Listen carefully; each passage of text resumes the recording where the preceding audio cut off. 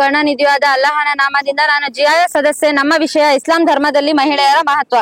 ಇಸ್ಲಾಮಿನಲ್ಲಿ ಮಹಿಳೆಯರಿಗೆ ಅಲ್ಲಾಹನು ಪ್ರಮುಖ ಸ್ಥಾನಮಾನವನ್ನು ನೀಡಿದ್ದಾನೆ. ಅದೇ ರೀತಿಯಾಗಿ ಖುರಾನಿನ ಹಲವಾರು ಅಧ್ಯಾಯಗಳಲ್ಲಿ ಮಹಿಳೆಯರ ಪ್ರಾಮುಖ್ಯತೆಯನ್ನು ಅಲ್ಲಾಹನು ವಿವರಿಸುತ್ತಾನೆ. ಅಧ್ಯಾಯ 3 ಸೂಕ್ತಿ 42, ಅಧ್ಯಾಯ 4 ಸೂಕ್ತಿ 1 ಮತ್ತು 7ರಲ್ಲಿ ಮಹಿಳೆಯರ ಪ್ರಾಮುಖ್ಯತೆಯನ್ನು ವಿವರಿಸಿದ್ದಾನೆ.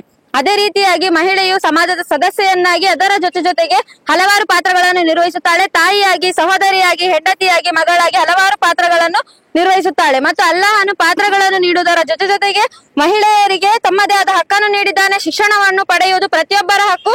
ಶಿಕ್ಷಣವನ್ನು ಪಡೆಯಬಹುದು. ಅದರ ಜೊತೆಗೆ ತನ್ನದೇ ಆದ ವೃತ್ತಿಯನ್ನು ಆಯ್ಕೆ ಮಾಡಿಕೊಳ್ಳಬಹುದು. ಒಬ್ಬ ಮುಸ್ಲಿಂ ಮಹಿಳೆ ಡಾಕ್ಟರ್ ಆಗಬಹುದು, ಇಂಜಿನಿಯರ್ ಆಗಬಹುದು, ವಿಮಾನ ಚಾಲಕಿ ಆಗಬಹುದು, ಶಿಕ್ಷಕಿ ಆಗಬಹುದು, ಹಲವಾರು ಸ್ಥಾನವನ್ನು ಪಡೆಯಬಹುದು. 1400 ವರ್ಷಗಳ ಹಿಂದೆ ಉದಾಹರಣೆಯಾಗಿ ನೋಡುವುದಾದರೆ ಹಜರತ್ ಖದೀಜಾ ರಜಿಯಲ್ಲಾಹು ತಾಲಾ ಇವರು ಸಹ ಒಬ್ಬ ಉದ್ಯಮಿಯಾಗಿದ್ದರು. ಅದೇ ರೀತಿಯಾಗಿ ಹಜರತ್ ಆಯಿಷಾ ರಜಿಯಲ್ಲಾಹು ತಾಲಾ ಇವರು ಸಹ ಹದೀಸ್ ವಿದ್ವಾಂಸೆಯಾಗಿದ್ದರು ಮತ್ತು ಇವರ ಜ್ಞಾನವು ಇಂದಿಗೂ ಸಹ ಹೆಸರುವಾಸಿಯಾಗಿದೆ.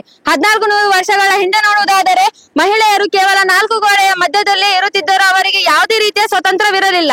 ಪ್ರವಾದಿವರಿಯರು ಪ್ರವಾದಿಯಾದಾಗ ಖುರಾನಿನ ಆಯತ್ಗಳ ಮೂಲಕ ಮಹಿಳೆಯರ ಮಹತ್ವವನ್ನು ತಿಳಿಸಿದಾಗ ಮಹಿಳೆಯರಿಗೆ ಪ್ರತಿಯೊಂದು ಕ್ಷೇತ್ರದಲ್ಲಿಯೂ ಸಹ ಸ್ವತಂತ್ರವನ್ನು ನೀಡಲಾಯಿತು ಮತ್ತು ತಮ್ಮದೇ ಆದ ಛಾಪನ್ನು ಮೂಡಿಸುವುದಕ್ಕೆ ಅವಕಾಶವನ್ನು ನೀಡಲಾಯಿತು.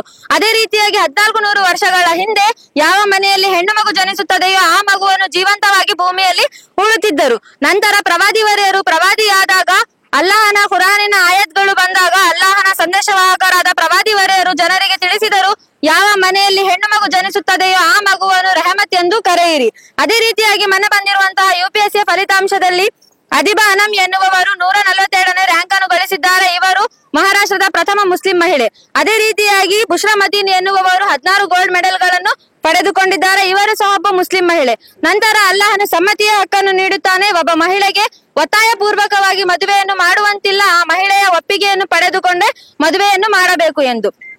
ಅಲ್ಲಾಹನು ಮಹಿಳೆಯರ ಪ್ರತಿಯೊಂದು ಸ್ಥಾನಮಾನವನ್ನು ಗೌರವಿಸಿ ಮಹಿಳೆಯರಿಗೆ ಪ್ರತಿಯೊಂದು ಕ್ಷೇತ್ರದಲ್ಲಿಯೂ ಸಹ ಸ್ವತಂತ್ರವನ್ನು ನೀಡಿದ್ದಾನೆ.